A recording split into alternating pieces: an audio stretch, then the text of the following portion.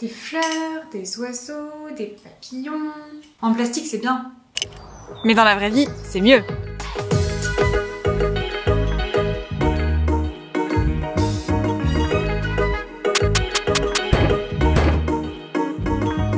L'Union européenne joue un rôle précurseur en matière de biodiversité. En 1979 déjà, elle adoptait la directive Oiseaux visant à protéger ces derniers dans leur espace naturel. En 1992, cette directive a été élargie par une autre directive, la directive Habitat, qui étend cette protection à d'autres espèces. C'est aussi cette directive qui crée les zones Natura 2000, dont on trouve plusieurs exemples dans le Grand Est. Le Pacte vert proposé par la Commission européenne actuelle consacre aussi une partie de son plan à la biodiversité.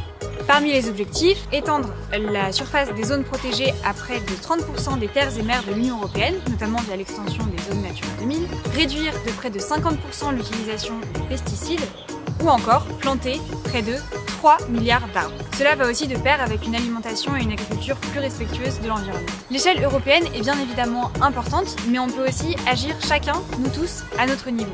C'est aussi ça la citoyenneté européenne. Par exemple, vous pouvez, si vous habitez en ville, fleurir votre balcon, participer à la végétalisation des espaces, installer des petits récipients d'eau pour les oiseaux, et si vous habitez à la campagne, ne pas tondre votre jardin systématiquement, ou encore installer des nichoirs ou des hôtels à insectes. Et franchement, on n'est pas bien dans la nature comme ça? Bon, c'est pas le tout, mais moi, je vais voir qui fait tout ce bruit là-haut.